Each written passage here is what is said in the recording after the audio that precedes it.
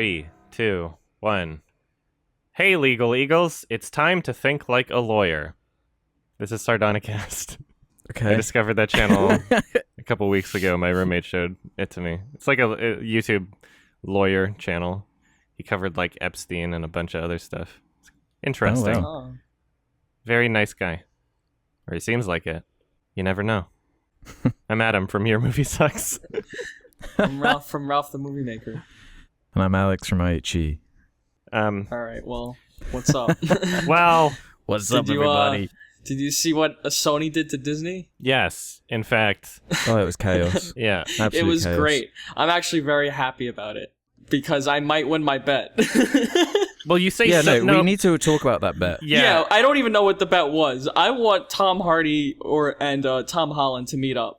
That's all I want. Because I I thought think somebody posted in our subreddit, and I heard the words Venom in the MCU movies. Yeah. Because I think Yeah, that's what I what it thought was. the bet was. I was like, Venom's never going to be in the MCU, right? Yeah. I'm pretty sure that's what Well, I said. because I never would have imagined that Sony just said "fuck you" and leave. Like they didn't like that Disney wanted to take more money, so they said we're out of here. They said, I And break I up with respect you, that. Disney. I break up with you, Disney. I break up with you. Well, yeah, what else has It was Sony got? great. It's the only leverage they have, so they might as well use it. Well, Yeah. I don't know. I haven't done all my research on this, but it really seems like Disney was trying to push them around anyway. So I don't understand this perspective of Really? like Sony did that to Disney.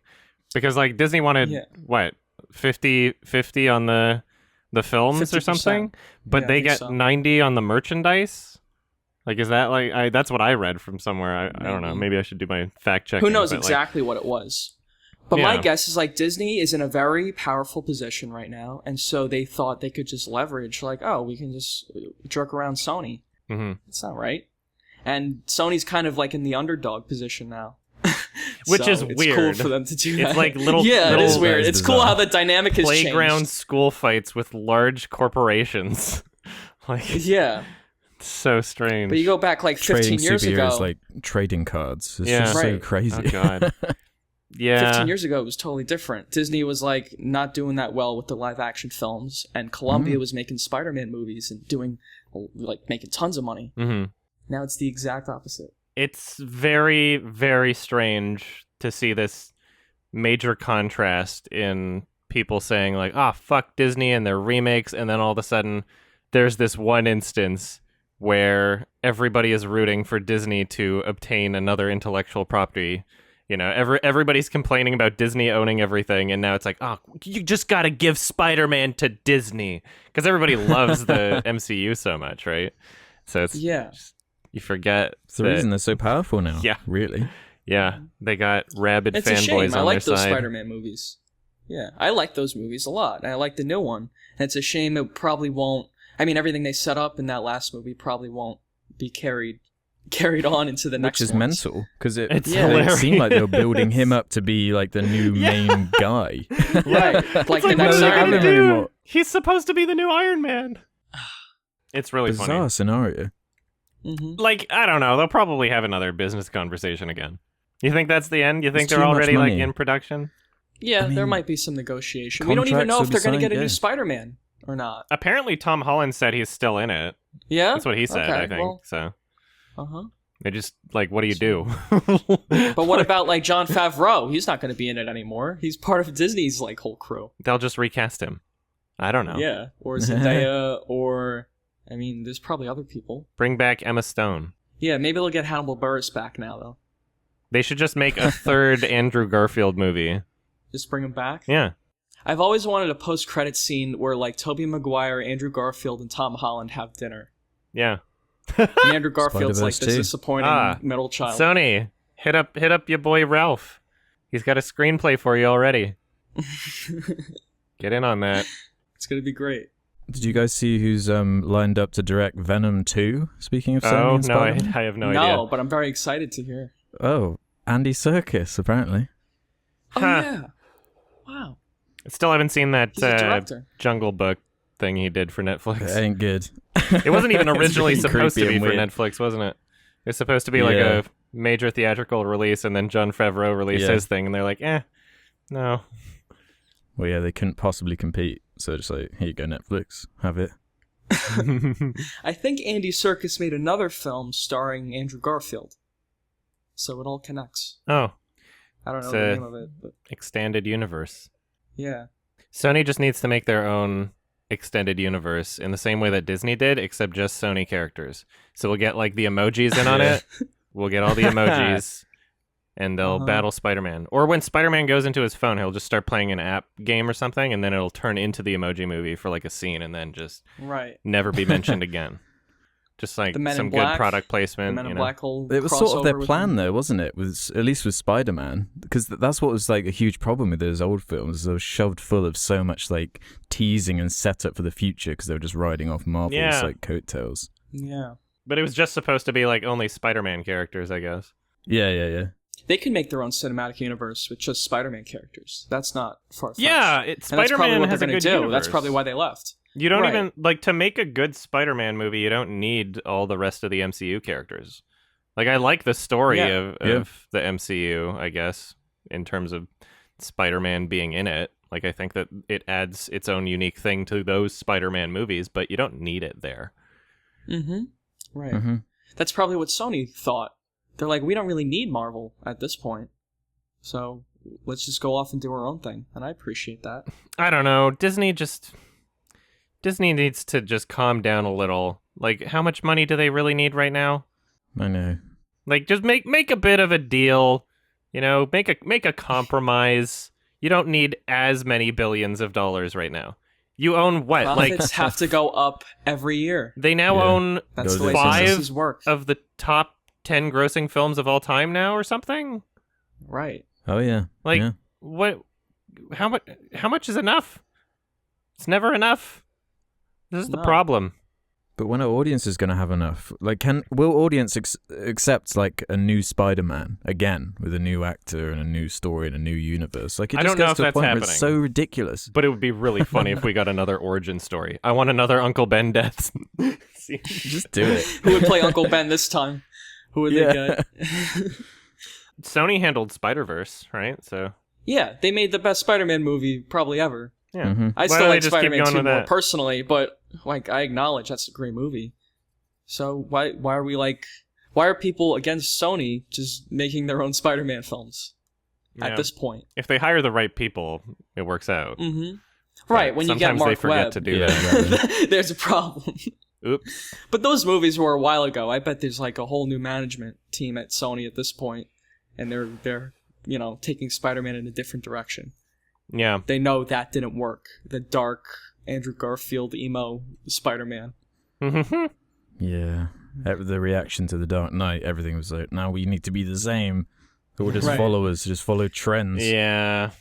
Yeah, that was weird. That's why the first one that breaks a trend, Spider-Verse, everyone's like, wow, this is amazing. And they're like, huh, Yeah. I guess it works. Yeah. I don't know. It's at the point where superhero movies are just so pop culture and inescapable that I think that the direction needs to kind of be a bit more self-aware, like, Spider-Verse, where it's kind of like poking fun at itself as it's doing it. Because otherwise it's just like, well, what are we doing? The issue is these universes are starting to fall apart now over time because of these rights issues and actors just not wanting to do them anymore. And it affects the story. It's like, how can you be invested in a story when you can, like, a day later, the Sony studio could just take the rights away to the character? Mm-hmm. Like, how can you tell a story that way? They can just pull a Days of Future Past and then change all the actors. Like, oh, this is the character now. It was always like just this, time kind travel. of. It's just exhausting. It is. Like, and now it's getting to such an extreme degree with the reaction to these movies that people are already turning on that film Joker before it's even been seen by most people. Like, In what everyone's way? like, everyone's already ruined it by how everyone's sort of romanticizing the Joker and stuff like they always have. All the memes everywhere complaining about it's just edgy and, all this kind of stuff. I don't know. It's just really interesting. It's in both I'm curious directions, about really, that with one. that movie. It's like they're both justifying each other's existence. I know, Like, you see the IMDb rating, it's like, come on, 3,000 people haven't seen this movie yet. Like, I know. like, what are you doing? Why is it at like a 9.7? Who are they serving by just jumping to these posts of movies and rating it a 10 before they've Themselves. seen it? I've never understood that. just because they're so hyped for it, they're like, it's not even a movie anymore. It's like part of their identity. No wonder they get so upset when you give them bad reviews. Yeah, it's not about watching a film. It's about justifying their obsession with a previously existing superhero character, like an action figure. Is I think what I said in my Suicide Squad review. Like that's why there was such a disagreement between film critics and fans. Yeah. You can just enjoy these characters on a surface level. They don't need to become part of your life. Yeah. I know. They're obsessed. I just enjoy Spider-Man. It's exactly. not like part of my identity. I'm like, these are good movies. I like that character. Go to the playground. Yeah. Yeah. DC and MCU are basically like football teams at this point. Right. So especially with like the DC movies, like they're so desperate to just be like, "Come on, this is good, I swear." Like they need to be able to prove that. That's kind of how we talk about these films, like it's sports. I know. They're trading players. Yeah. Everything's just turning so tribalistic. It's not even about the films anymore. Everything on the the films are part of it. It's like a whole thing now. It's all about the reaction and to the studios and the actors having their whole like. Some people don't like Brie Larson or Sebastian Stan because of things they say. It's a whole thing. Yeah. Well, just like even a film like Black Panther. Like, no one talks about the film Black Panther. They just talk about how everyone talks about the film Black Panther. It's so... it's gone to such a meta level now that it actually really hurts to think about. Yeah, it's like the world of American partisan politics has escaped America and now has infected everybody on the planet. Yeah. Sorry. It's really... There is a gigantic parallel, though. Because, like, I don't know. I was watching the last American presidential election. It felt more like a wrestling match in the debates, how everybody was announced. Popularity contest, yeah. I mean, that's how they always were. That's basically what the presidential debates have always been. It's just like it's Trump getting more funny, took advantage of it. Yeah. He was a television personality, so he's like, I know how to play this up. I know how to roast someone on stage. But, should the president be doing something like that? I don't know. This is a movie podcast. Yeah. Speaking of not politics, there's another thing Disney's been doing, if we're done talking about that Sony thing. Because they bought the Fox, so everybody right now, been like, oh, well, Disney should just buy Sony, and then Spider-Man will be in the MCU, and I'll be happy. Well, turns out that there's a lot of negative consequences that come with something like that, because Disney is kind of fucking evil. So basically what's happened is now... small independent theaters, even Cineplex, even big chains, they're losing the back catalog to the Fox archives. So now if a theater wants to be like, okay, we're having a movie night, we're going to watch Die Hard because it's Christmas, they can't. So like literally they're like, no more old movies allowed to be screened, which Disney has done for a long time for their own properties. Now they're just doing it for the Fox ones that they've obtained. So the only one that they're really allowing theaters to continue replaying from their archives is like Rocky Horror Picture Show, because it's kind of like, I guess, the cult movie that you do that with. But yeah, like independent theaters like the Rio in Vancouver, like they're kind of heartbroken over this because there's so many Fox catalog movies that they would... I don't know. I don't know why they do that. I think because they think that it's competition for the newer films that they release in theaters, and they want that to have a bigger impact, and they're like, no, we gotta have the biggest box office numbers, like you gotta be seeing the new movies sort of thing. Like, I have no idea, but they just don't want... idiotic if that was like the way they were thinking. Well, yeah, I mean, like, they're making money either way. People want to buy this stuff. Yeah, I've just never understood the way they've always done that, though. Even with their own films, it's so frustrating. It's like, I want to give you money to watch your product. Why do you have to be this way about it? I don't actually, like, I don't own a theater, but perhaps maybe the older catalog movies are actually cheaper to license, and maybe they just want to only have the more expensive, newer films for those theaters, for any theaters. Because right now, like, back when, I think maybe the first Infinity War was out or something, like, Disney was threatening small theaters, saying, you're not allowed to play this movie unless... it's on all the screens in your theater. They're like, we can't play any other movies. They're like, yeah, and you have to play this, or else we're never going to let you play a Disney movie again. Like, they were literally just like blackmailing small theater chains, which is disgusting. Like, people talk about a lot. Netflix being the death of cinema. I think Disney is. Like, Disney is actively pursuing smaller theater chains and trying to sabotage them. Which is what they did to Tarantino terrible. with Hateful Eight. They were gonna... Well, Hateful Eight was made for that Cinerama screen. And that week, I think Star Wars came out, and they said, you got to play Star Wars here, not Hateful Eight. Right. Yeah. Otherwise, they would not like give what the them fuck? Star Wars at all, their whole chain. So, yeah, they do it all the time. Throwing the size of their nuts around. Yeah. Mm-hmm. We have Star Wars, and you have to bend to our knee, so suck. How about Jeff Bezos buys Disney, and it's all just on Amazon Prime forever now? And then problem solved, maybe. Yeah. Who knows? Everything's just on Amazon Prime. Yeah. Disney Plus coming out soon. Is it already out? I don't even know. I'm not sure. Oh, God. It just never ends, does it? It never It's does. just a new subscription for every day of the week. Everything just wants to have you subscribe to it. From the first time we talked about the terrible shenanigans of Disney on this podcast, I had no idea we'd be doing it like every other episode or every episode. I didn't know there would be like a new thing every 2 weeks. Yeah, where they just like completely fuck something up. Yeah. Ugh, but is it going to so collapse? Is there going to be a point where either people get sick of it, or people run out of money, or something happens in the economy to where people are like, I can't afford 20 subscription services, and then this whole thing's going to fall apart? I mean, yeah, I guess when it comes to like all the subscriptions, maybe. But I mean, during the 2008 financial crisis, one of the few industries that was relatively untouched by it was the entertainment industry. Like, people still value entertainment, even if they can't afford a lot of things. It's like, okay, well, this is the one thing that's brightening my day a little. Like, you need to have something to do when you get back from working your second job or whatever. Yeah, So. But maybe theaters are getting too expensive to even be that. Or Maybe. Do you think it's more? At some point. Do you think it'll be more that, or more that people will just get fed up eventually of the types of movies? Or do you think that's not even? I don't know. Yeah. happen?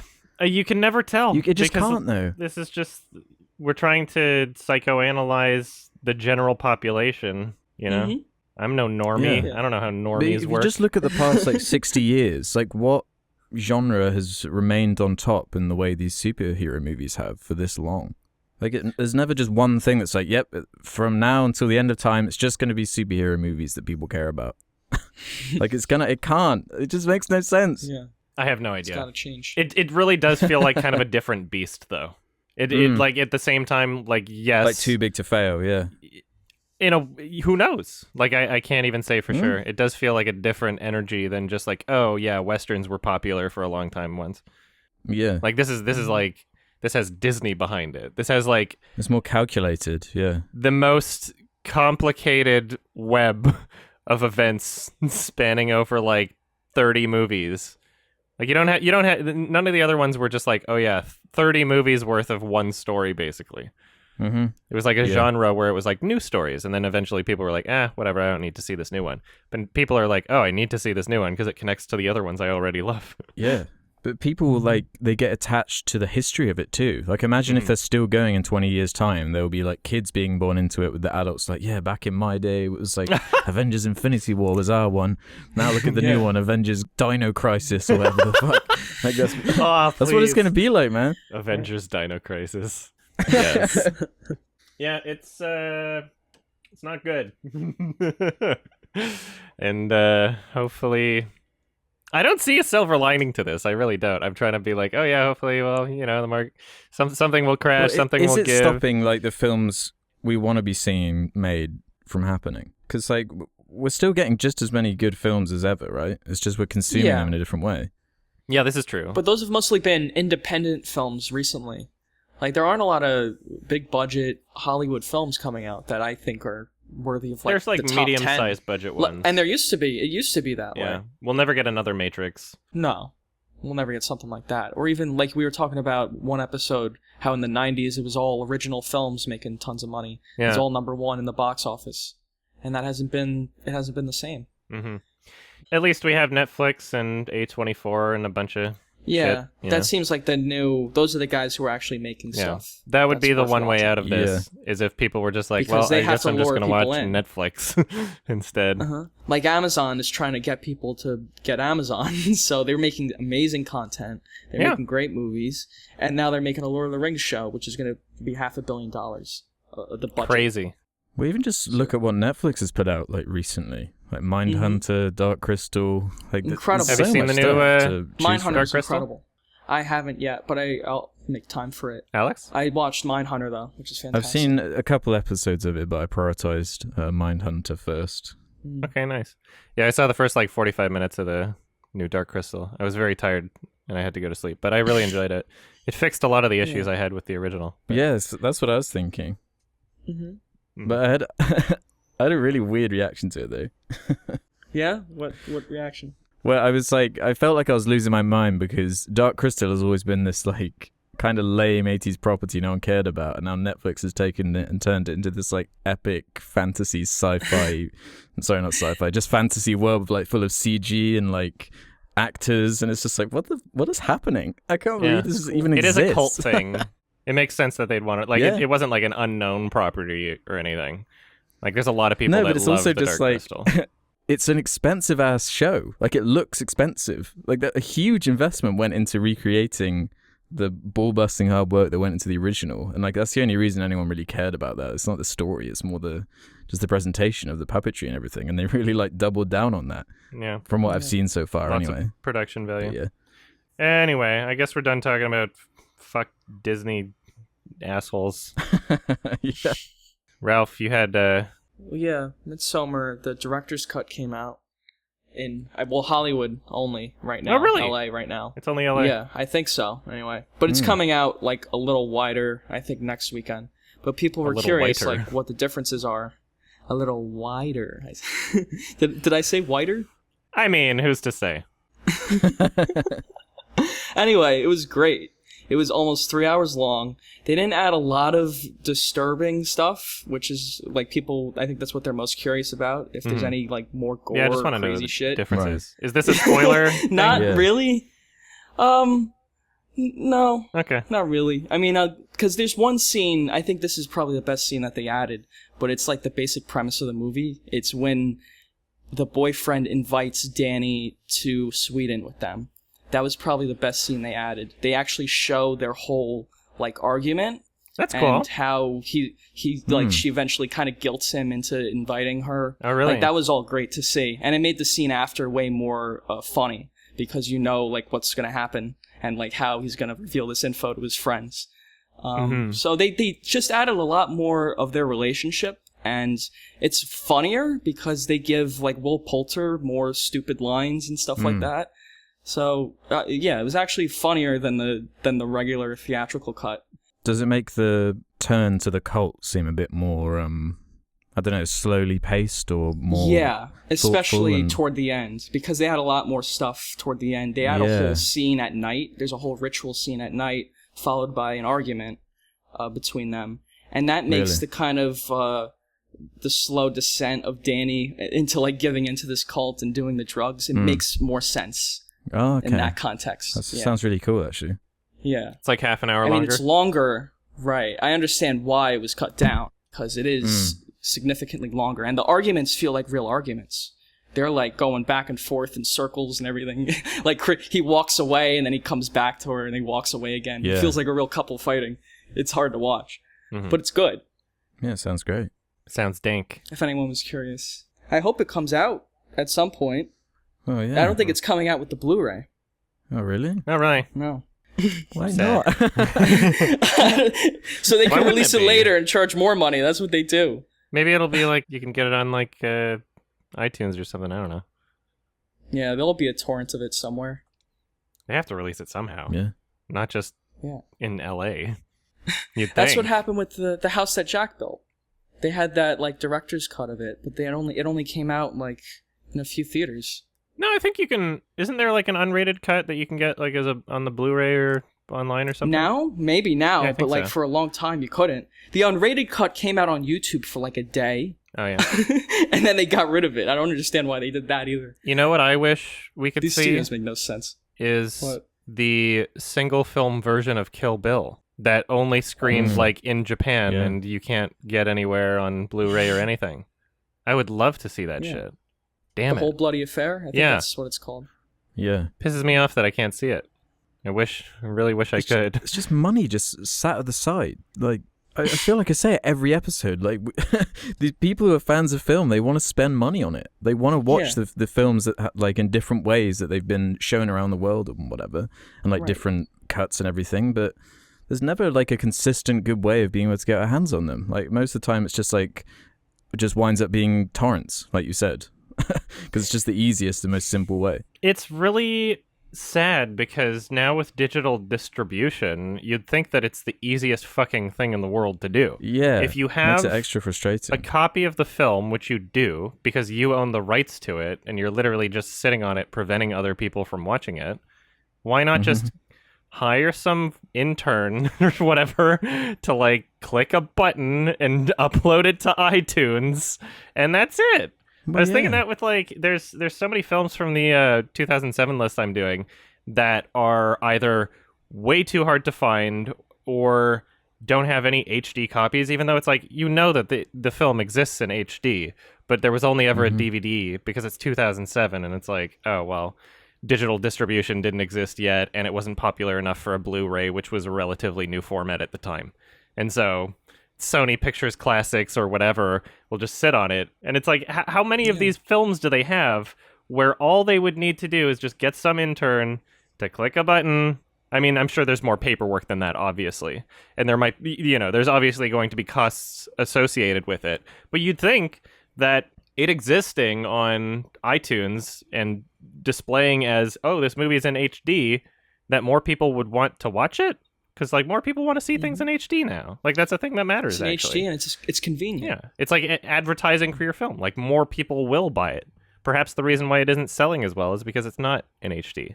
It exists. It's not Just available. click a People button. don't even know about it. If it's like if it's on Netflix or something, it's right there. Everyone sees it.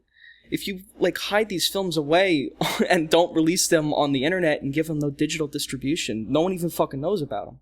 Yeah, you can't find them. I have issues with those films like on your list, Adam, sometimes. Yeah. They're hard to find, some of them. Yeah. Yeah. Some of them are really, really, really difficult to find. Unless I go on Solar Movie or something. Yeah. Which I don't want to do.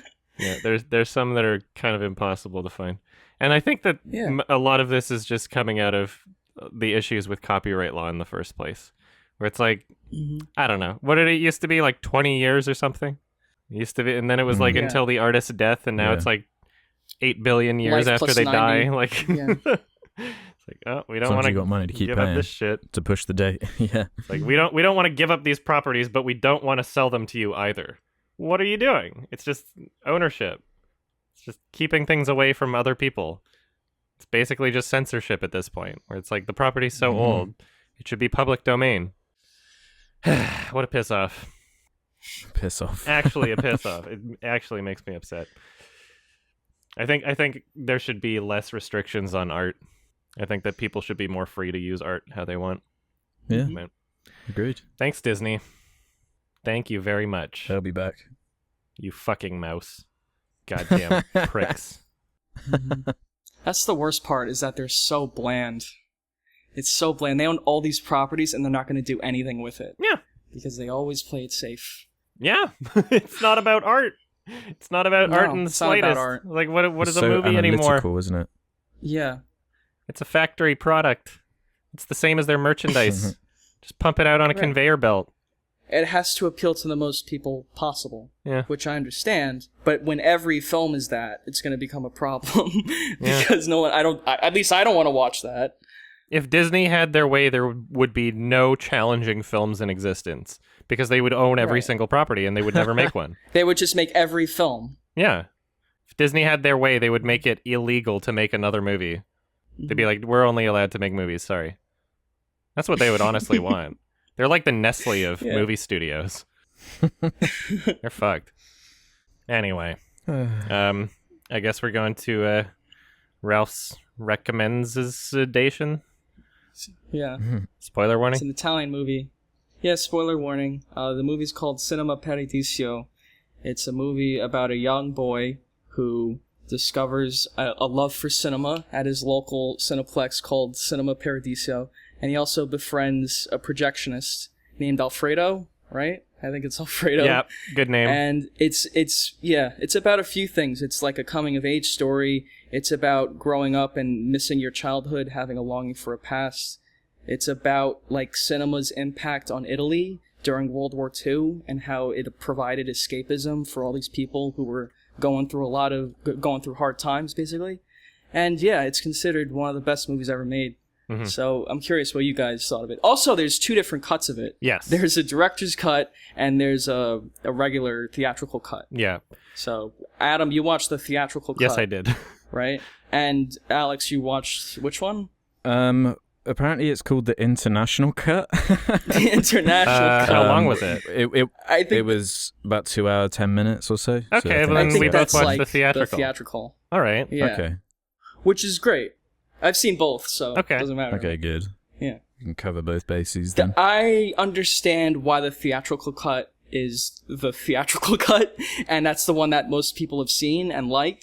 Mm-hmm. I prefer the director's cut because it's longer, and the biggest difference is it elaborates more on that last act where he's an adult and he's longing for his childhood. It focuses more on his like relationship with that girl from when he was younger. Right. It shows more like, just more of him being an adult.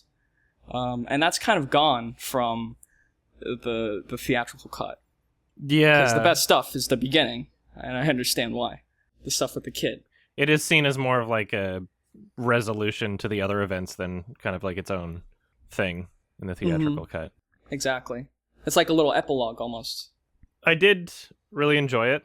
I'd be willing to watch it again for sure. I'd be interested to see what the theatrical cut is like. Or sorry, the director's cut, I mean. One of my reservations would be that even in the theatrical cut, although I really loved it, I did find aspects to be a little repetitive, and I'm just wondering how much of that would carry through into the director's cut. Because, like, as it is, I feel like from what I understand about the director's cut and what's missing in the theatrical cut, I don't know how that still couldn't be in like a 2-hour, 10-minute movie or something. Because I feel like there's things that were repeated to an extent in the theatrical cut that you probably could have condensed and still had basically the same experience while being able to fit in more of the other storylines that were missing. I feel that way too, but I think what the studio thought anyway was people preferred the stuff with the kid and Alfredo. Kids are cute. Yeah, kids are cute, kids sell. Mm-hmm. And all that stuff is more mystical and fun than the last like carefree act, which is pretty depressing. Yeah. That's the stuff most people connect to in the film. Yeah, it is more marketable, that's for sure. Yeah, and that's why I think they went with it. And I understand it, and I think it's a faster-paced, slightly more entertaining movie, but the director's cut is a better film in that it elaborates on those parts a little more. Yeah. Thematically makes more sense. It's deeper. I could see that. Yeah. I really did like what it was going for, and I love the score from Ennio Morricone. I don't know how to pronounce his name. Yeah, Ennio Morricone. Yeah, he's great. Didn't even win an Oscar until fantastic. Hateful Eight or something, but... Right. Yeah, what did you think, Alex? I did really like it. I can't say I loved it. Maybe I will if I watch the extended version, but it sort of kept really winning me and then really losing me. But in ways like what you were saying with how there are just things here and there that are like, why are you spending so much time on little things like this to the point where it almost feels a bit self-indulgent, just because like, yeah, I get it, cinema's awesome, but I want to see more directly how this affects the main character as opposed to just like random people in the audience just like crying for ages. And like it's supposed to be like a comedic sort of intent, and it is funny to a certain degree, but with how long the film is, I would have liked, as you say, like in the extended one, for there to be more for the main character's development than on little details like that.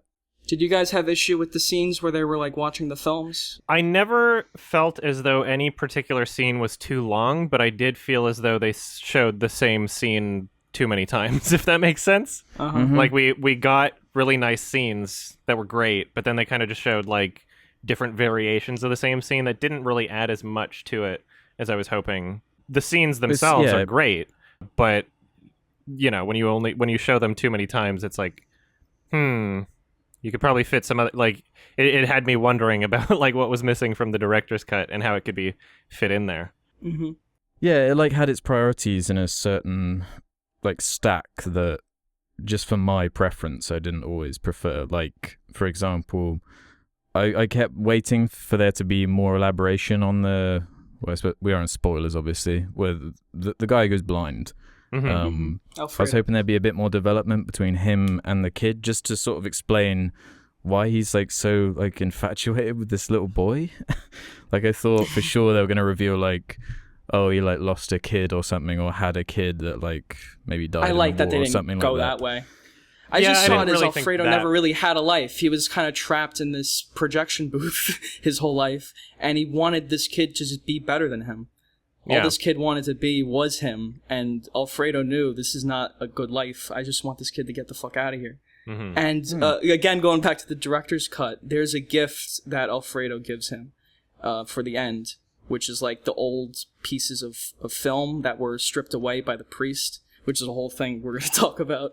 But that's in the theatrical, it's more elaborated. Yeah, it is, but it's more elaborated on in the director's cut, and there's more of a punch to that finale, because there's more like build up and to that. I really did love how that was incorporated. I thought that was really clever. Mm-hmm. Because like initially, it was a very powerful moment.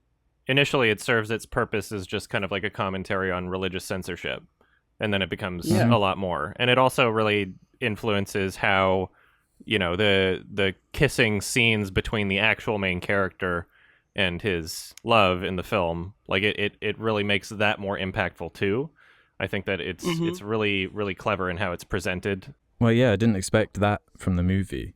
Just how much there would be to it in terms of like all the different thematic threads that are going on, like the coming of age story, like these religious elements, like the war elements. Like, there's a lot going on in the movie. Loads of different like character motivations and like time periods and time jumps. Like, there's a lot to deconstruct, and I have found the longer it's gone since watching it and more thinking about it, it has gotten better to me. And I do see especially why you, Ralph, like really adore it, because it is this like celebration of cinema as well. That's in there, obviously. It's a huge element in the same way it is in films like, it reminded me of Hugo a bit, or in Inglourious Bastards, where the main character's kind of using cinema to overcome like and get revenge, and you know, that kind of thing. And film reels catching on fire. Right. It definitely reminded me of both of those movies. Yeah, exactly. I love the technical aspects to this film are great. I think it looks great. The sets, especially the Cinema Paradiso set, both of them, because there's a before and after it burns down. Both of those are excellent, and they're so big, and they feel so real, and like those seats have been sat in 1,000 times. It's fantastic. Like the level of authenticity. It does have great production design. Like that's awesome for sure. It reminded me of there was a movie I watched for my 2007 list called To Each His Own Cinema, and it was basically like this weird movie that screened at Cannes, where I think that each director had 5 minutes to make a short film, and it has a bunch of like big name directors on it. It's got David Lynch, it's got Coen Brothers, it's got Iñárritu, like a bunch of names, and it kind of goes along the same theme of like, okay, this is you're basically making a short film explaining your love for cinema or showcasing it in a way. And although that film had, you know, a few good ones, like I feel like they didn't really communicate that feeling as well as this movie did. I feel like this movie did a much better job. Sure, it had a lot longer to do it, but even like a 5-minute version of this movie, Cinema Paradiso, would have serviced better than most of the films in that short film compilation, basically. So I think that in terms of like communicating like a love and appreciation for cinema, this is one of the best movies for that. Yeah. I also like there was a separation of class within the theater. There's like the mezzanine with like the rich people, and they kind of spit on the poor people who sit on like literally like pull out chairs like and stools, and some of them are like fucking like downstairs and smoking cigarettes. It's great. I thought all that stuff was so funny. That's why I didn't mind the theater scenes at all, even though they were a little indulgent. I just thought those characters were so funny. And when you see them at the end and the theater burns down, or the theater is taken down because they're replacing it with a parking lot or something, it's sad. It's very sad to see these people who were having these great times at this theater just like that's what I really past. liked about the movie, was how sort of unflinching it was. With it could easily, you could see how incredibly over the top schmaltzy this could be. But they don't hold back with scenes where like they show kids like getting smacked hardcore by their mums. And there's like it's a very accurate period piece to like Italy. I love the kids are abused in more class. Yeah, the kid is fucking beating the shit out of by his teacher. And it's great.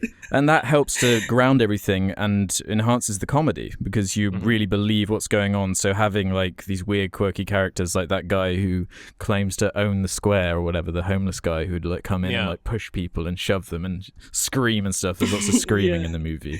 It just makes it just feel way more natural. Yeah, that was a real big takeaway for me. There's a lot about like the repression of sexuality in this movie too.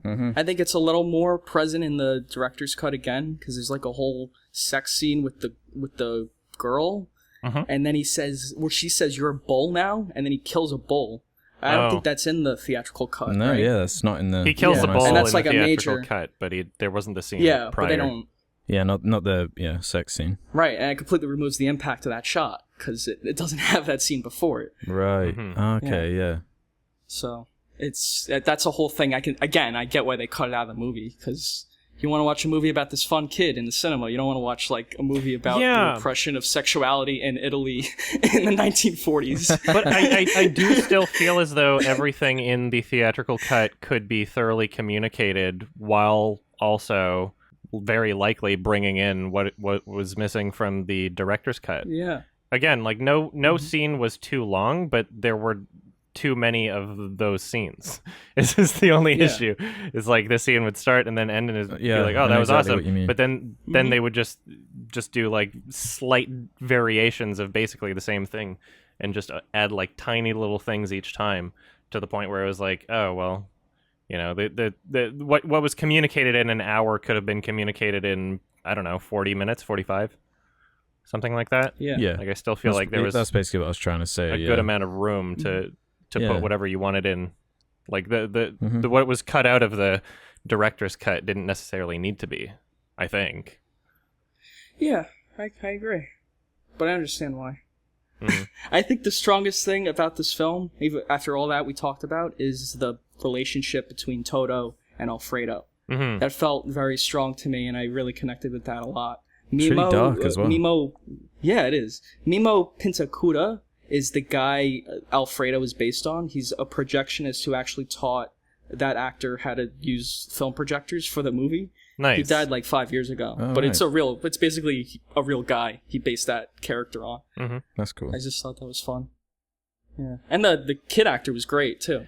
Yeah, he didn't bug me at all, really. No, he was very funny. Very, very cute, very like mischievous or whatever. There was a great dynamic between him and Alfredo that was really thoroughly present, like from the moment that they start interacting. It's like, okay, yeah, I get this movie. I see why people like it. Just the dynamic between those characters is very watchable. Every scene with them is great.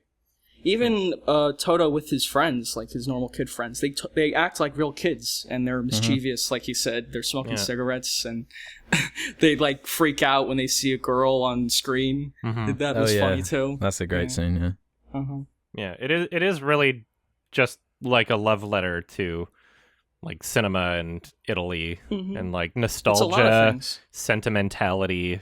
You know, like there's a lot of these themes that are in the film that, you know, you can tell that it's coming from a good place and a genuine place. But it's all balanced really well, and it's not like forced or pretentious like the last film we talked about, Southland Tales, which was also juggling a lot of different themes. And didn't work.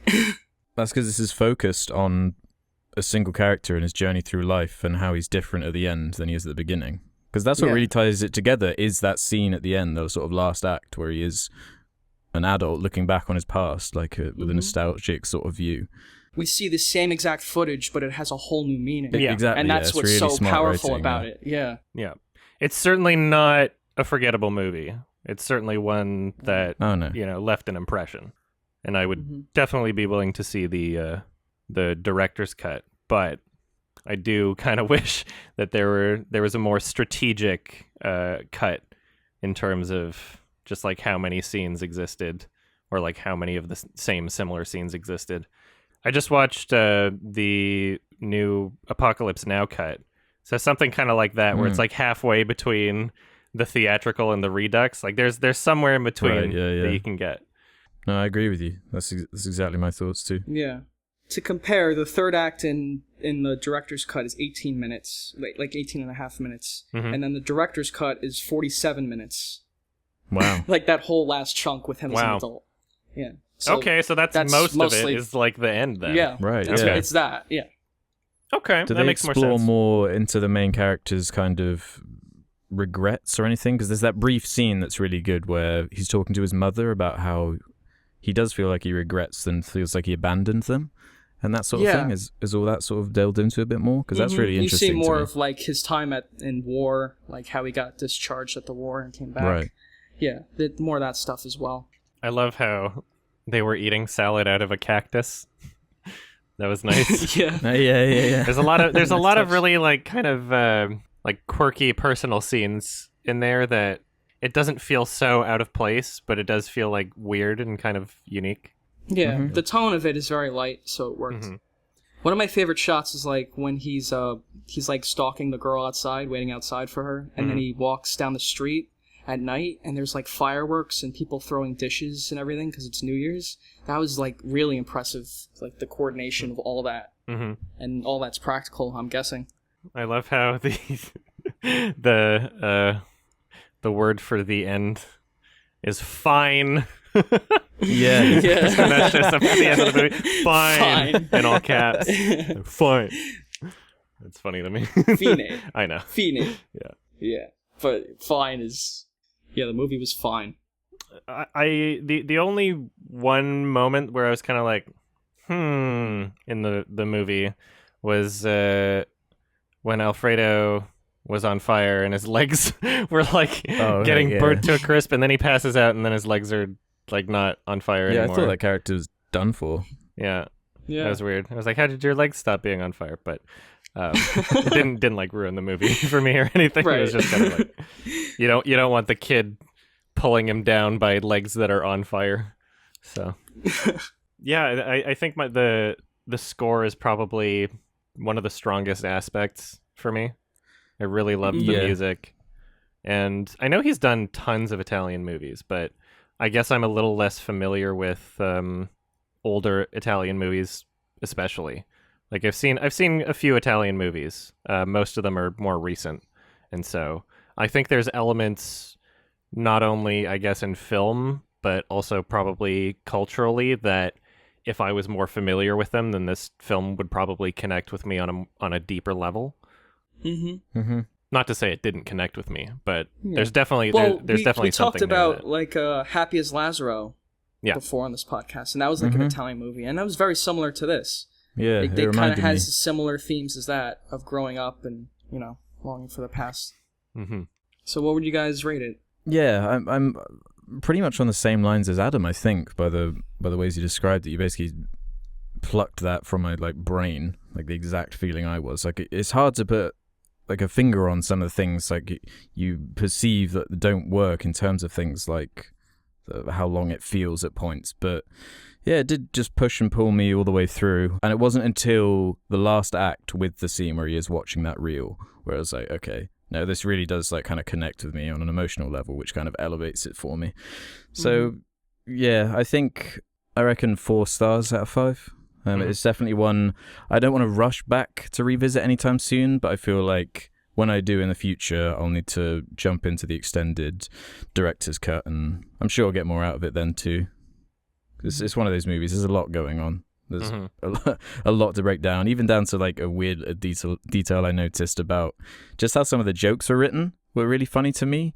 In terms of like one of the punchlines is that there's a character whose like parents are communist or something, and that's the punchline just because it was released in the 80s, like in the Cold War.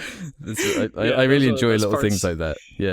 Like he's moving away and he can't hug the kid. It's like, my dad says you're a communist. That was the punchline. That was really cute to me. It is a cute movie. It's it's quaint and nice, and it has a little bit more going on than just being like a heartfelt sort of love letter. It does throw interesting like ideas in there. Like they directly address at one point how the blind guy says how he thinks the kissing scenes go on too long or whatever, and then there's like a really long kissing scene later in the movie that's like the exact same thing. Like it's just a clever film overall.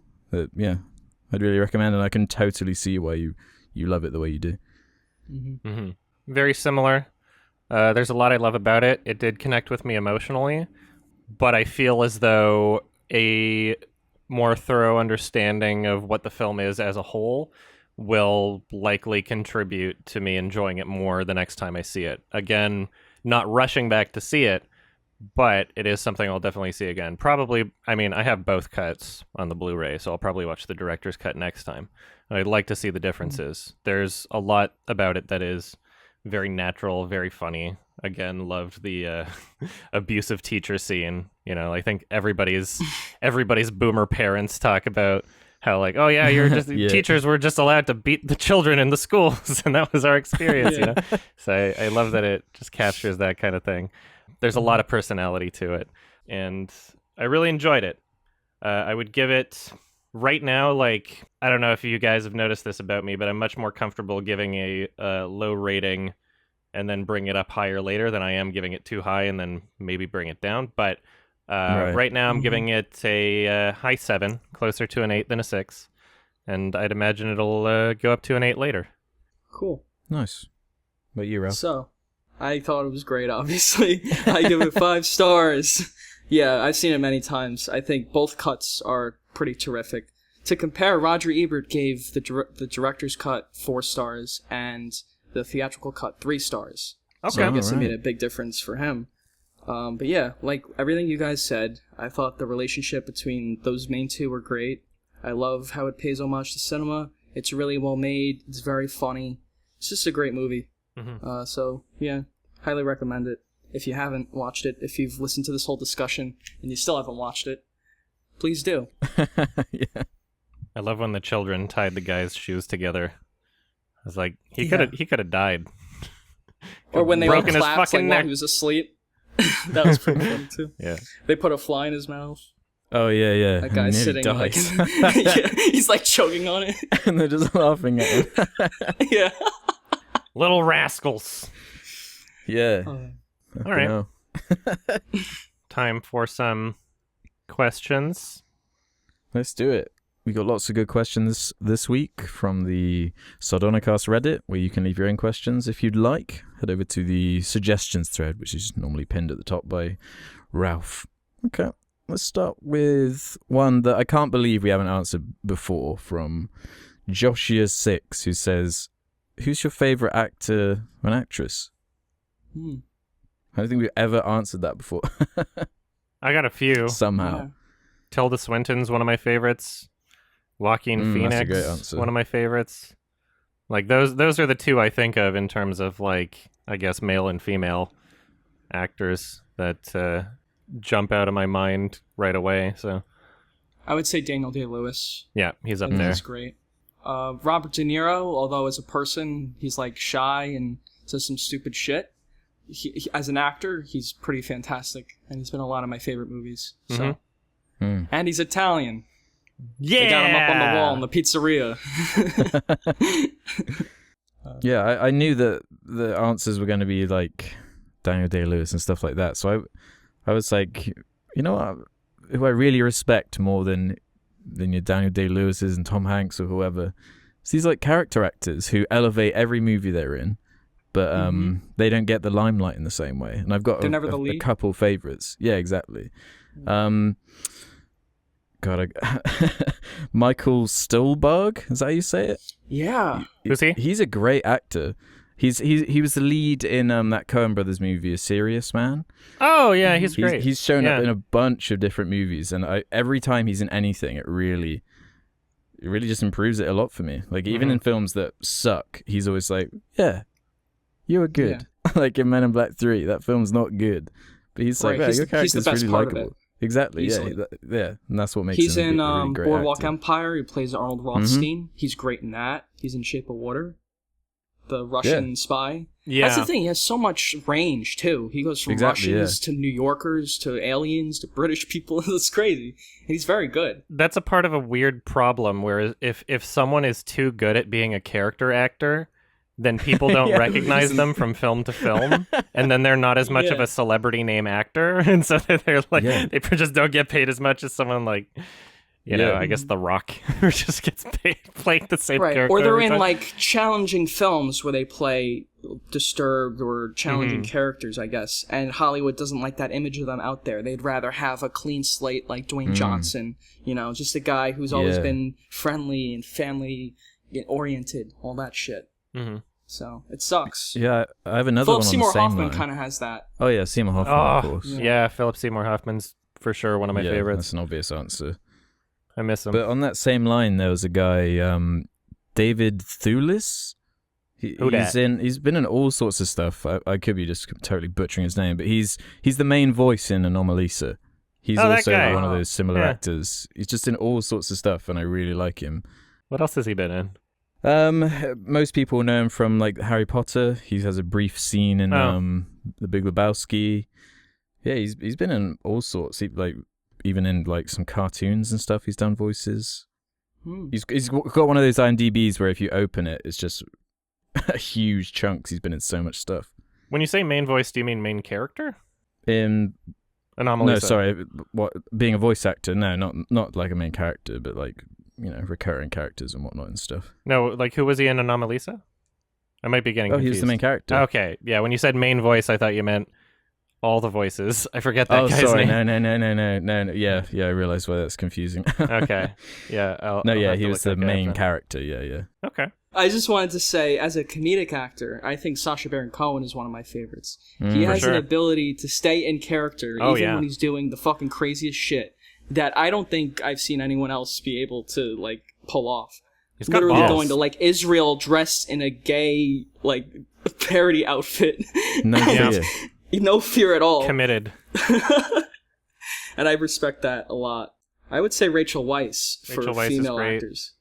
Yeah, I think Rachel Weisz is excellent. Emma Stone has come into, high regard now too. Birdman and The Favourite. She's really good. La La Land, Yeah. I think Kate Winslet has been good. For sure. Like Eternal Sunshine of the Spotless Mind. She's the best actor in Titanic. She's way better than Leo in that. Would you say Natalie Portman for I love Natalie Portman actor? Actually. Yeah, she's awesome. She's been in a lot of good stuff. Yeah, she hasn't been convincing in every single role. In Brothers, I was like, you're not a mom. I'm sorry. And she didn't have much to work with. But in the right role, she needs like a good supportive director to be there with to work off of in a lot of cases. And Aronofsky. But when she has that, she's like fantastic. Kate Blanchett is also really great. Yeah, she's awesome. She's really good in that I can't say Woody this guy's Allen name, movie. but he's in so many great movies. Chiwetel Ejiofor? Yeah. The guy in 12 Years a Slave. He's awesome. And Children of Men, he's fantastic. He's like the villain in that. Yeah. You know who really surprised me? He's in Lion King. Is another actor from 12 Years a Slave, Lupita Nyong'o. She's fucking awesome. Yeah, I had no idea how much range she had until I saw her in Us, the new Jordan Peele. She's the best part of Us. Yeah, she that was really insane. Gave her, she easily is. She stole the whole movie. I think we covered that one pretty well. PT Elite has one for us. It's written in all caps, so I'm not going to scream it for Furious' sake, but please, for God's sake, 9th episode I've asked in a row. What are your favorite foods/snacks to eat whilst watching a movie? Love you, boys. Nice. Make a nice hot cup of chocolate, chocolate bar, hot chocolate, ice cream. Interesting. Anything chocolate. Wow. Just chocolate, right? Oh, I mean, like, I guess when I'm watching TV at home or like watching a movie at home. Yeah, anything chocolate. In a theater, I don't know, Milk Duds and nachos. What's a Milk Dud? A Milk Dud's like a chocolate with a little, like, I think, something in the middle. It's good. It's like milk chocolate, and it's kind of like a chocolate bar. No, yeah, but they're like little, they're like little Hershey's Kisses almost. They're like Junior Mints, kind of. except not Yeah. mints. I don't know what a junior mint is. Oh my god. You know in Seinfeld where he Wait, loses do you know what? a Do junior you know what mint? a Biscuit aisle. Do you know what a Jaffa cake is? Oh, no. A Jaffa cake, yeah. We're back I know here that from again. Yogscast. We've I watch returned. Yogscast all the time. And he fucking, Honeydew always talked about fucking those things. Jaffa cakes were his favorite. Jaffa About cakes, fucking jammy those things? dodgers, Try one. double deckers, wine gums, flakes, Wine gums are awesome. Lion bars. I love wine gums. Yeah, Nah. Have you guys had like Twinkies or any of that I've had a shit? Twinkie Hostess? before and it was Yeah. rubbish. I had a Lion Bar for the first time when I was in an airport in Cannes. Well, it wasn't a Cannes airport. Oh, but yeah. on my way to Cannes. Yeah, and I discovered it there. I was like, there's a lion on this one. I'll take it. Do you guys have rock? What? We've got Let's the just rock. go rock. Is it spelt like rock? R-O-C-K, Is it like yeah. some clever? It's just, Rock. so it's not even clever spelling. It's just from rock. Okay. You don't Is have it a rock chocolate over bar? there? It's like they're fucking awful. I hate rock. It's Okay. like it's like an actual stick. Like imagine a stereotypical kind of stick you'd throw for a dog to fetch. It's like a stick of pure sugar, effectively, like a lollipop, but in a stick form, without any other way to hold it. It's just wrapped up in plastic, and you just suck on it. Oh, okay. My favorite chocolate bar is Coffee Crisp, which I think is only in Canada, even though it's from Yeah, Nestle. not familiar. But it's I love delicious. Hershey's. Yeah. Hershey's is the best. And they got a little factory in Philadelphia with an amusement park. Not Philadelphia, Pennsylvania. Do you guys have Big Turk? No. It's What's a that? really, really polarizing chocolate bar where it's like basically kind of like strawberry jam gelatin in chocolate. That sounds gross. I know, it's gross to a I'm lot not of people. into I that. like it. I'm not into Dog. like It's not stuff in bad. the chocolate bar. Maybe some nuts. That's it. I guess my favorite... I realize that can be interpreted. yeah, whatever. Whatever. Whatever. I saw the opportunity. I didn't take it. Yeah, I figured you saw the opportunity. Yeah, things that I snack on during movies most of the time would be usually like there's this really good popcorn called Boom Chicka Pop that they have every time I go to the States. I only see like the most high calorie sugar infested flavors, but if you in Canada you can find the like sea salt one, and it's like actually super low calorie and healthy and tastes delicious. Doesn't go stale. It just like you just keep it in a bag. It doesn't even have to be like heated up or anything. They just sell them like already popped popcorn, and it's delicious. I usually eat that, or like there's a chip called Popcorners, which is like chips made Pop out of chips. popped corn. If that makes Yeah. sense. Those Yeah, are we have also those really here. good They're and just pretty, called pop chips. relatively low calorie compared to other snack food. And then other than that, I guess just booze, drinks. Yeah. Yeah, booze. Do you is ever good. actually bother like paying for anything though at an actual theater? I I find I've only done it like twice in my life. Like I just can't. I usually bring so stuff in. overpriced. Yeah. I usually bring in a exactly. water. Yeah. If it's hot food. Although now they have like theaters where you can sit down and a waiter comes over and Yeah. there's a table. It's like, what the fuck is this? You can get a gourmet chicken sandwich. If I'm gonna go to the Alamo Draft House, I'm probably gonna get food from there because it's really good food. Yeah, I've Yeah. heard it's good though. Yeah. But at I don't know. the Canadian equivalent, which is like the Cineplex VIP theater, their food sucks. Their cocktails suck.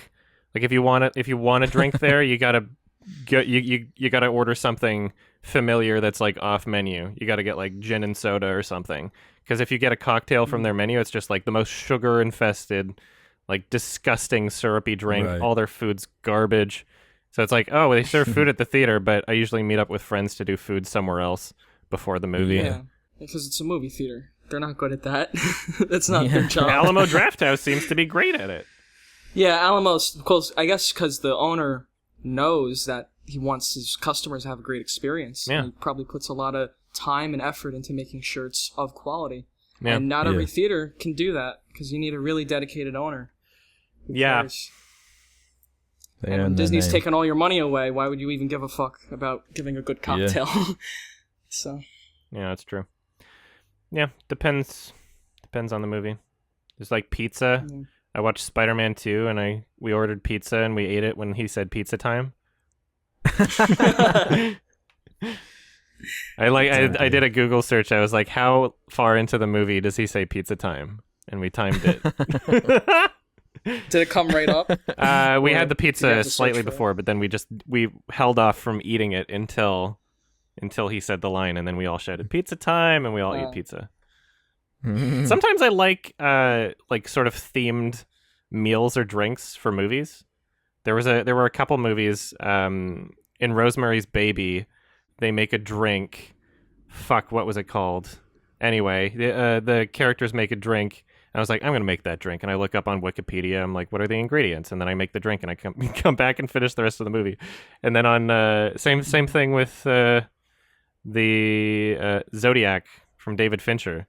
The Jake Gyllenhaal's like, oh, this is an aqua velva. Oh, yeah. And I was like, I'm going to make an aqua velva. And I just had the ingredients. And sometimes I just do that. Oh, perfect. Did you try that drink the dude always drinks in The Big Lebowski? Oh, what? Doesn't he drink? Russian. Oh, yeah, I've had tons of White Russians.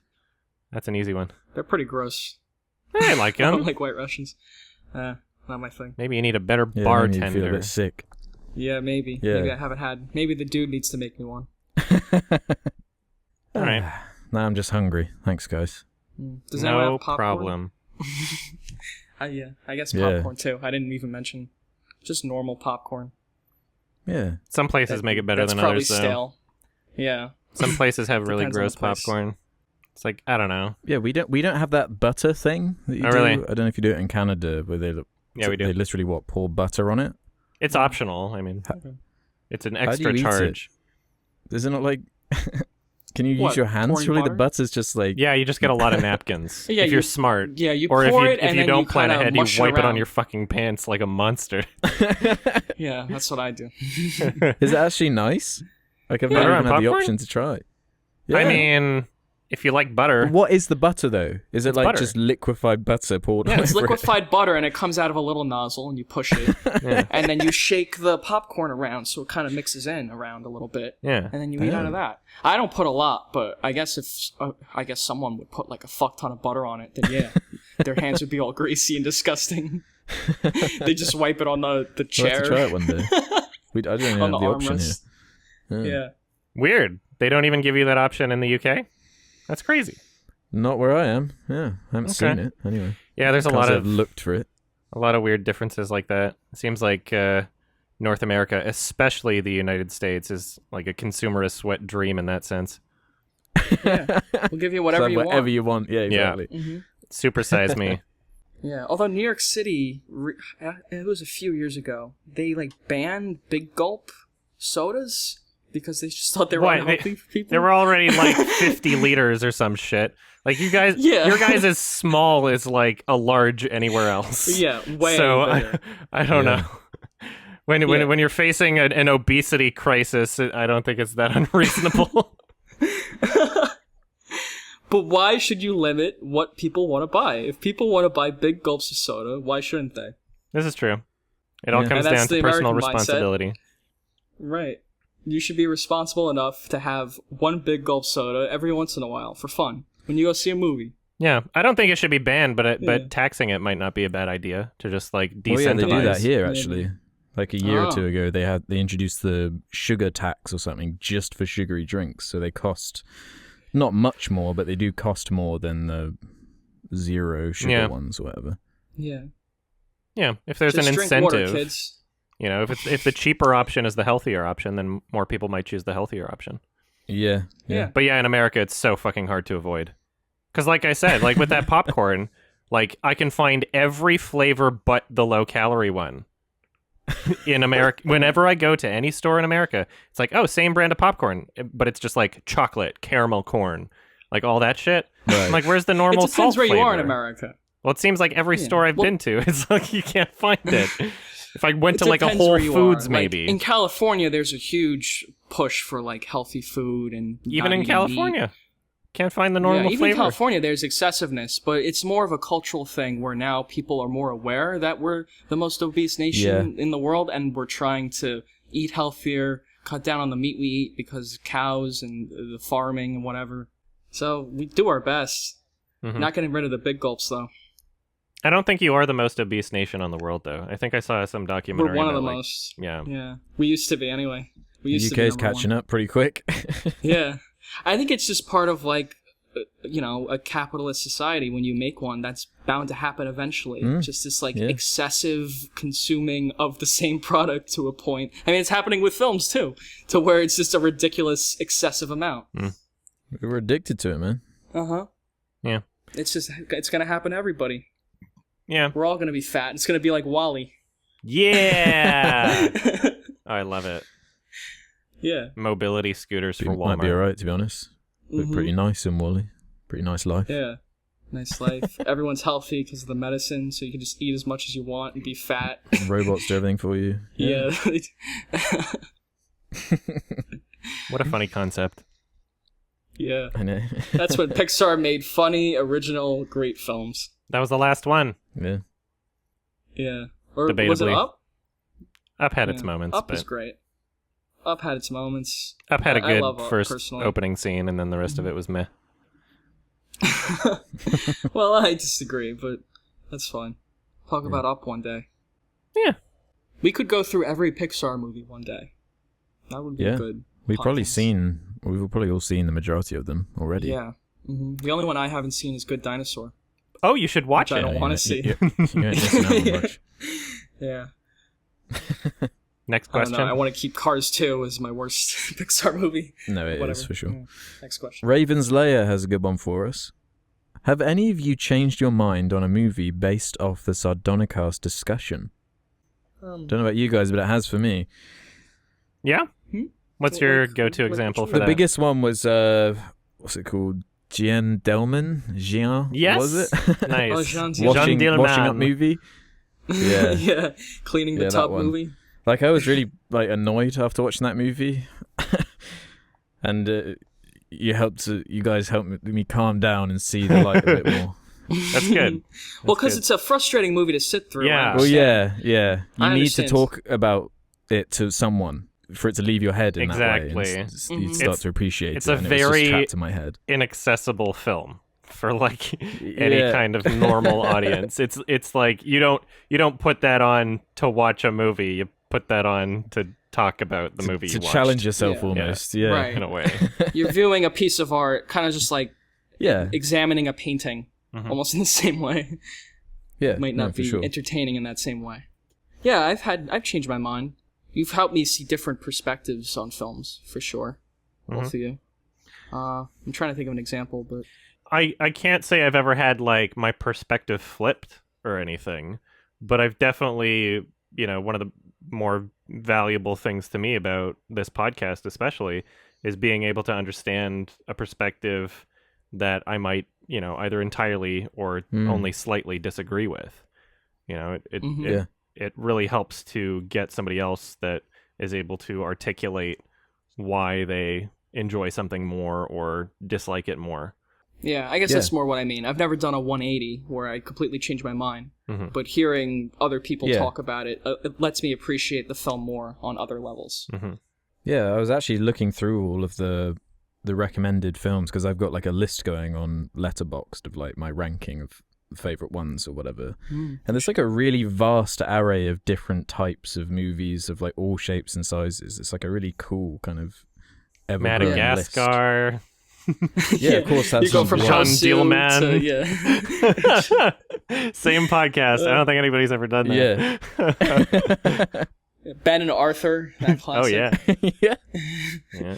Yeah. We got like Climax and The Holy Mountain, and then Xavier Renegade Angel. Yeah. Some TV shows. Yeah. Southland Tales. Oh shit! Yeah. Oh god. Cloverfield Paradox. Oh yeah. Oh, I need to add What a that one. forgettable I guess. 'Cause I suppose that counts as the first one. That was I the guess it first does. one. Yeah. What That one was a does giant piece of to crap. act as a launch pad for us? What a fucking film! Well, we all saw it. Thanks, JJ. We all You made a Yeah, movie yeah. so bad you started a podcast. Yeah, it's his fault. Well, All right. Pirate Disco King YT has an interesting one for us. How much does completion matter to a review? Do you have to finish a film to have an informed opinion on it, or is an inability to finish something a legitimate criticism? What about if you're playing a long game or watching a long TV series? What about a game with difficult mechanics or a story with difficult subject matter? So basically, do you have to finish it to have a informed opinion, I guess? I think in almost every single case, yes.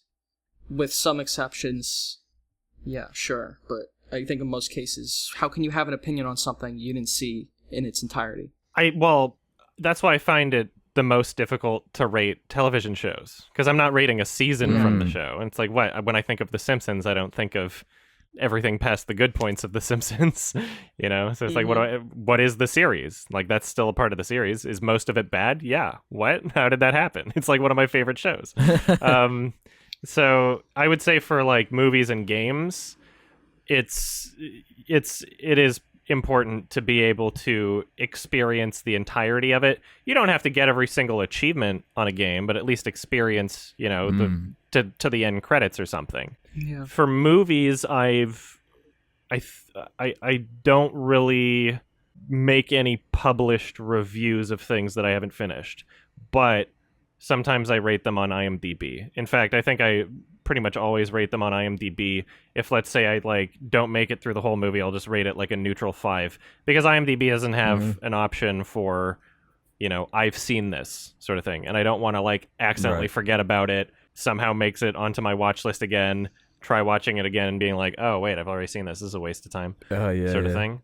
Yeah, like there was one movie from Cannes that I didn't finish all the way through, but it wasn't because I wasn't able to finish it. It was because I had a movie the next day that I had to wake up for really early, the new Terrence Malick, and it's like 3 hours long, and like it was already late at night. I was like, I need to get some sleep, and this movie's fine, but it's not worth sitting another hour through just to ruin my experience for a 3 hour long art film the next morning really early. So that was the one I didn't review. And even though I have opinions on the first half of the movie, it's like it just doesn't seem like a good idea to throw a review out there for something you haven't finished.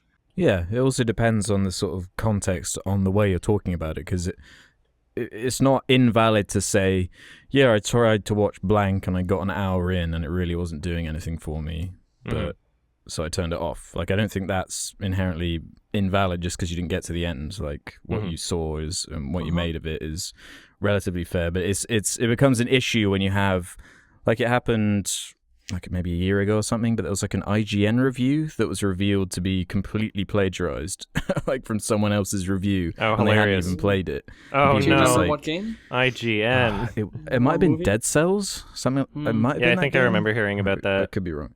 Wow. Yeah, obviously that is when things like that become a huge issue.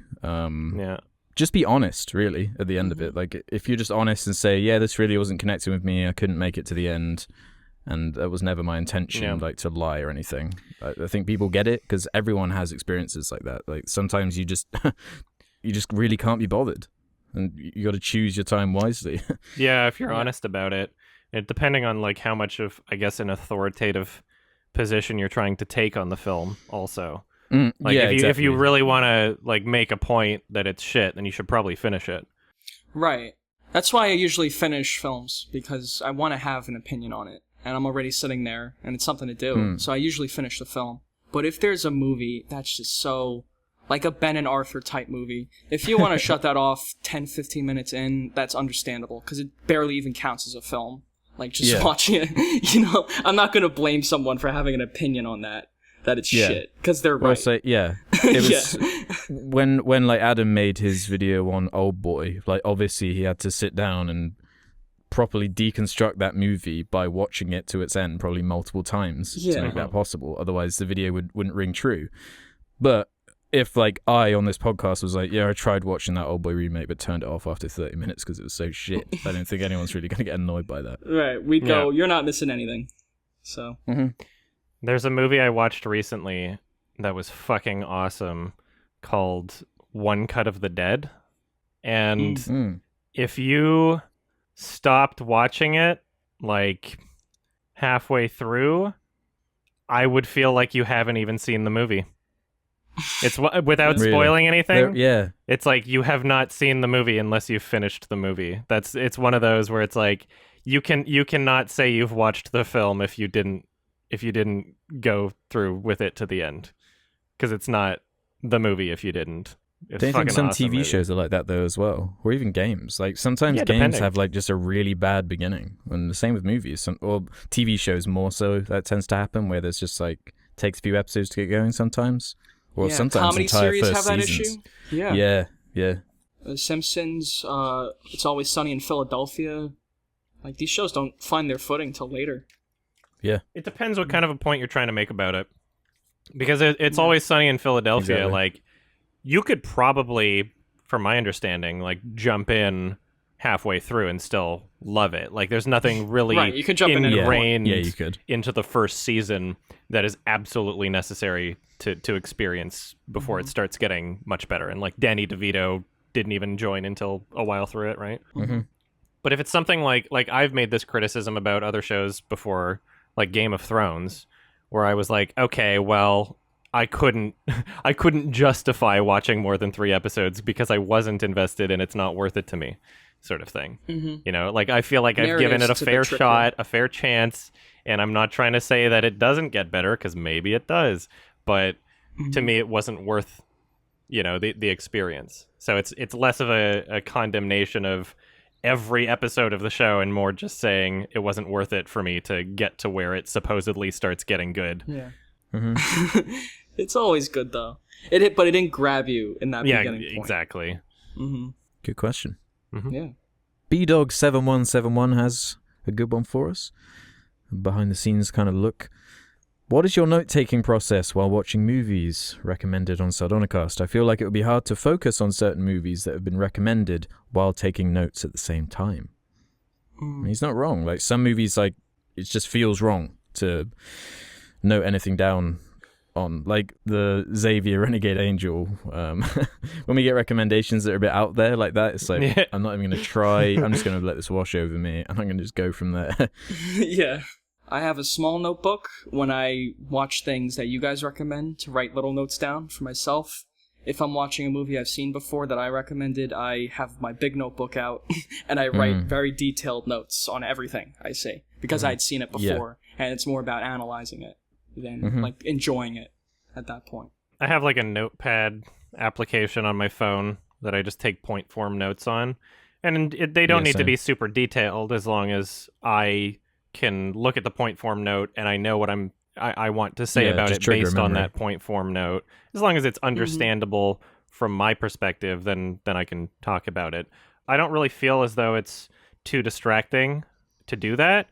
Maybe also because I watch every one of these with subtitles, and so I'm able to still look at the screen of the movie while taking these notes on my phone that are only every, like, I don't know, 5, 10, sometimes 15 or 20 minutes, depending on the movie. So, you know, even though I'm writing something down, there's both audio and the subtitles of the actual film. And if I feel like I've missed something, then I can always rewind it, I guess. But I don't find it too distracting. Yeah. I usually have 5 bullet points, and I try to write down 5 things I like about the movie when it's over. I try to do that too, even if the movie's terrible. Yeah. Just That's so a very, I have academic like approach. Yeah, well, if you like the movie, name 5 things you like about it. If you can't even do that, then what the fuck did you like about the movie then? So, it's a good way to get started. Mm-hmm. Do you ever add time codes to your notes when you're doing like your main reviews? Yes. The long form reviews, yeah. You have to almost, because it gets Well, hard it to keep saves track so much of all time. this. Yeah. Yeah, if there's a specific clip or scene that I want to incorporate in the editing, then for sure. Yeah, I also label each page based on the viewing, because I watch the movies, like, I try to watch each one 5 times, and so it's like page 1 is the first viewing of notes, and then it gets more and more detailed as it goes along. But you watch every one of them 5 times. Sometimes, like Chips, I watched like 12 times. I'm trying to get something out of this. I gotta see joking. something I can talk about. Yeah, I was watching it fucking drunk on camera and everything. There was literally, it's such a bad movie. You're like, okay, I really gotta work with this one. Yeah, it's giving you nothing. It's just so bad. Just going on for 20 minutes about eating ass. I feel like at least twice would be what I would need as like a bare minimum for making like a proper YMS review thing on it. And oftentimes in the editing process, going through the clips there'll be something more that I want to add, or like a better opportunity for a joke or something that I didn't notice before, and I can just record another little bit and stick it in. So yeah, for sure. And there's still things you miss after all that. There's still things that I would like to touch on that I never do in these reviews, but whatever. I never miss. You gotta stop. Yeah, you do need to stop at a certain point, or we'll just go on forever. And then you see comments, you're like, fuck, I could have talked about that. Yeah. Oh, yeah, like there'll always be like someone with an extra tidbit of perspective that it's like, man, I should have included that. You know what I actually find has helped is like now I do pretty much like whenever I'm editing a video, so like one of my bigger YMS reviews or something like that, I stream the editing process anyway. So if there's something that I like, if I used the wrong expression, I think in my Old Boy review, I was like, if I don't say so myself, and it was supposed to be if I do say so myself, and I just didn't know, but then somebody pointed that out in the comments. I'm like, oh, thank you, and I could just go back and re-record that, because I'm streaming the editing process, and there's only ever like, I don't know, 50, 100 people watching, so it doesn't like spoil the whole thing, and obviously it's an entirely different experience to watch like fragmented 3 seconds at a time, stop, edit, pause, whatever. But yeah, I feel like that does help kind of like almost crowdsource a little in a way, just tiny little things, and sometimes people will have like little minor suggestions, and I'll be like, no, because this, or hey, that's not a bad idea. So yeah, I did that with the Game of Thrones video, because the first part I got so much stuff like facts wrong, because Game of Thrones is so complex, and like whenever you're talking about it, you're just gonna get a ton of things wrong. Tons of hours of content. The second video, I had to correct all that, and I sent it to like Game of Thrones fans to approve it to make sure it was good, and then I posted it. And I also have Patreon, which they get to watch it early, and sometimes they point something out, and I get to fix it. The YouTube editor has been really handy for that shit. Oh, really? Yeah, snip it real quick. It's gone. Do you just take it out? You just full on take out stuff like that? Yeah, if it's like a little thing. All right. I didn't even know that was possible. I've never. Yeah. I've never really delved into the YouTube editor. Like if there's like something at the end that was unnecessary, or like there was like a bit of black screen or just something that wasn't supposed to be in the video at the end, then but that hasn't happened often at all. So usually I watch it so many times before publishing. I'm really obsessive about it. But you still miss stuff sometimes, or at least I do.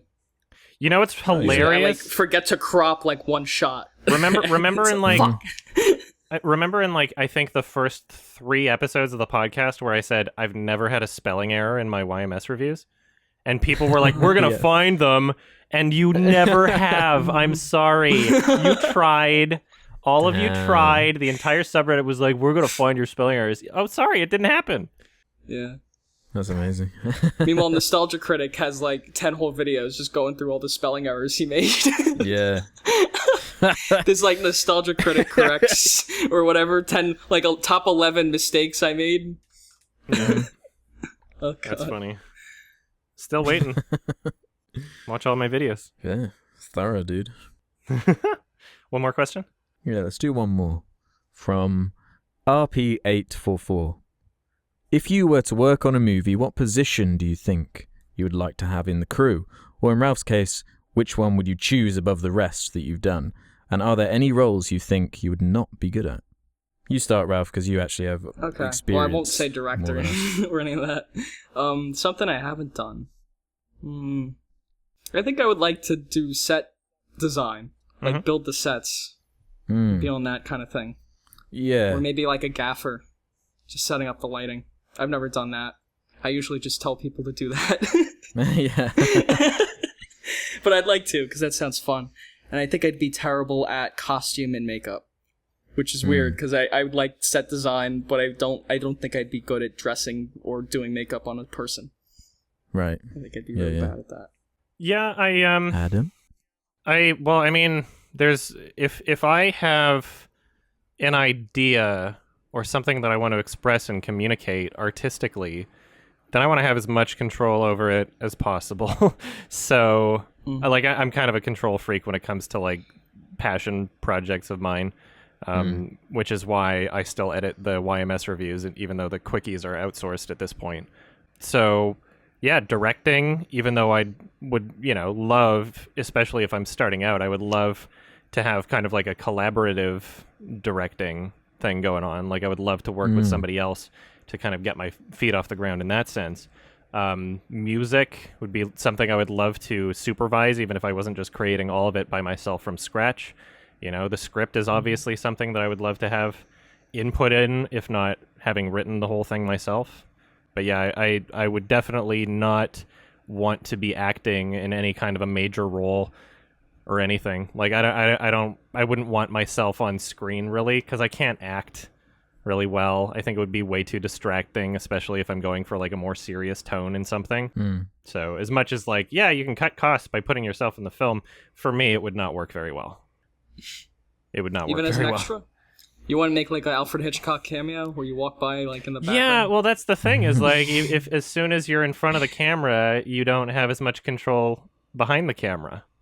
I would love to have a lot of control over how the shots are visually, how they're framed, how they move. I would love to operate a camera. And so being in front of it, it's like that would just be something where, I'd be putting my faith in somebody else to do something, which in a lot of experiences in my life, I don't have a lot of trust or faith in people. Not to say it doesn't exist ever. This podcast is a collaboration between all three of us, and this is going really well. But yeah, it really depends. I'm going to have to just work my way up and introduce bit by bit and try to find the right people to work with and fill in each sort of thing that would be impossible to do myself. Yeah. I don't really have what it takes, I don't think, to be like a director or something like that with all the responsibility in the world. I prefer being like a coward, basically, being more in the background, like a producer or an editor or something. Someone who, like, after most of the hard part, let's be honest, like is done, then you can be the one to sit back and be like, this bit here is sort of working, this isn't, this is what, and have your opinion be valued in like a sort of producer type way, because that's what I've always found so interesting about bad movies to me, and why I'm just so obsessed with bad movies, because I love breaking down what I think they've done wrong and what they could do to make it better. And I feel like being in a role like that would be like a lot of fun and really challenging and creatively fulfilling to like go in and like, so Venom 2 is a piece of poop. Why is it poop? Let's see if we can fix some of this here and there. Yeah, that's more in the background kind of stuff. How about pre-production stuff, where you're planning out the movie beforehand to make sure it's not because otherwise it's like when you make it. You've spent the whole budget and there's things that you'd have to like reshoot. When it gets to the end of it, it's like, okay, well, is it worth it to do this anymore? Like, I guess we just gotta release the movie. Like, that's a lot of the problems. I'm just thinking in terms of like, what are you most likely going to be able to start out on? Like you're going to. And an editor does make a big difference, because some of these movies can be garbage and they're saved in editing. Yeah, so it does make a difference. Because like you can't just walk in like and just call yourself a producer and be like, you know what? No, my ideas are better than yours, and you're like, who are you? No one cares what you think. Like, you know what I mean? Yeah. Yeah. In the credits, you'll be listed as troll. Yeah. Guy no one wants around who just annoys everyone. Yeah, I would like to like slowly work my way up into, taking on more complicated projects, because there are things that you can make with a skeleton crew that make sense to have it in that way. Shane Carruth is a really good example of that. It really depends on what you're trying to communicate, the story. You have to understand your own limitations before you go into it. You can't be looking to make The Matrix if you don't have a gigantic crew and millions of dollars of resources, etc. You have to understand your own limitations, and I think that that's important. You can make a good horror movie set in one location. You can make like a small-scale science fiction movie. Yeah, you can make a short film. Use that to solidify yourself as a competent filmmaker, and then perhaps get more of a budget and a bigger crew for your next project. Yeah. Cool. Is that it? Yeah, I think good so. question. Is it over? Is it done? We made it. Yeah. Yeah. Cool. Those were good questions. Yeah, good bunch. Yeah. Who's gotta recommend something? I think it's Alex. Oh, it's me, is it? It is. Cool. Well, there is one I've really wanted to do, but I'm not sure if I should pull the plug on that one yet, because I noticed it's getting like a special release like in a couple of weeks or something, which Okay. is too far away, unfortunately. Ooh. So I'll have to push that one for the future. Sure. Let's do Showgirls. All right. Yeah. I've never seen that. I've Cool. never Yeah, seen it. I've never But it's seen it heard either. so many stories about it. It's Yeah. an infamous Yeah. film Yeah. by the director of RoboCop and what's the bug one called? Oh, You know, the that Fly. guy. Oh God. No, Starship Troopers.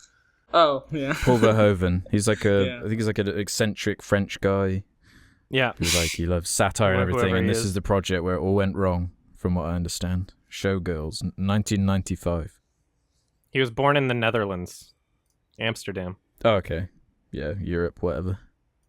Whatever. All right, we got. Should I watch Yeah. Saved by the Bell before? Because it's set in the same universe? Is it? Oh, right. Is it? I don't know. I'm not. I'm going to be at Toronto Film I can't Festival say I soon. know. So. Has he confirmed or denied that? I don't think It so. might be in the trivia somewhere, I don't know. Yeah. But yeah, I think that would be interesting. For sure. Always wanted to see it. Okay. Never had a chance. Yeah. For Doing a it. reason, more so. 1995 Showgirls, directed by Paul Verhoeven. 16 Metascore. Yeah. Can't wait. Don't be the lowest. watch this one with the family. I guess. It's not a yeah. kid's Yeah. movie. NC-17. It's got some extreme scenes in it. Yeah. All right.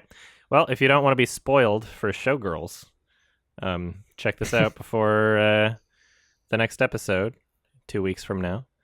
If you want to support the show, sardonicast.com, sign up for premium, $2 a month. You'll get these episodes early. Same thing with patreon.com/sardonicast. You'll get them when they're edited, before they're public. We also have merch. Get our merch. Do that shit. It's going to be Christmas in like 3 months. Do it. Yeah. You got to get prepared. Think about It's that going to shit. be Halloween. Yeah, can you dress wanna- up it's as a gonna be Sardonicast Christmas fan. already. for Yeah, Halloween. dress up as a fan of the podcast. It's my costume. All right. Thank you all for listening. Love you guys. Peace out. Yeah. Bye bye everybody. Take care. Everybody. Bye. Bye bye.